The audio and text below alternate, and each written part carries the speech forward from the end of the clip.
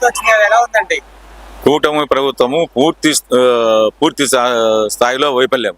Okay. అంటే చంద్రబాబు నాయుడు గారి పాలన ఎలా అనిపిస్తుంది? చంద్రబాబు పాలన దగా మోసము ఆ, ఈ ఈ ఈ విధంగానే కొనసాగుతోంది. అంటే జగన్మోహన్ రెడ్డి గారి హయాంలో ఉన్నప్పుడు ఎలా అనిపించింది? జగన్మోహన్ రెడ్డి హయాంలో నవరత్నాల ద్వారా ప్రతి పేదవానికి కుటుంబము అండగా ఉన్నది.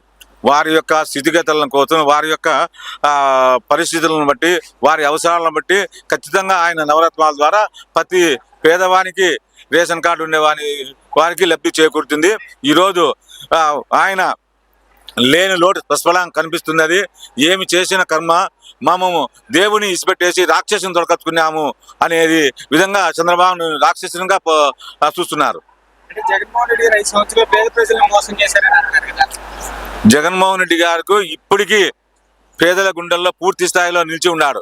ఎందుకంటే ప్రతి ఒక్కరికి ఆయన ఎన్నికల మేనిఫెస్టోగా ఎన్నికల ప్రచారం కానీ నాకు మేలు చేసింటేనే నేను ఓటేయండి అని దమ్ముండే నాయకుడు ఎవరంటే దేశంలో అప్పటి ముఖ్యమంత్రి, ఇప్పుడు మాజీ ముఖ్యమంత్రి గారే. అంటే ఇప్పుడు జగన్మోహన్ రెడ్డి గారు 5 సంవత్సరాలు మంచి చేశారంటారా?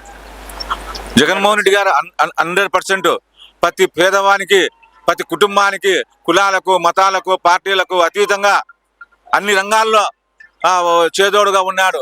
రక్షణ పోలీస్ రంగంలో కానీ, ప్రతి దాంట్లో ఒక రేషన్ కార్డు విషయంలో కానీ, గృహ విషయంలో కానీ, లబ్ధిదారుల విషయంలో కానీ కులము, మతము, పార్టీ అని చూడకుండా, వీక్షణ లేకుండా అందరూ నావాడు అని అందరినీ ప్రోత్సహించి అందరినీ ఆదరించిన ఏకైక నాయకుడు దేశంలో మన జగన్మోహన్.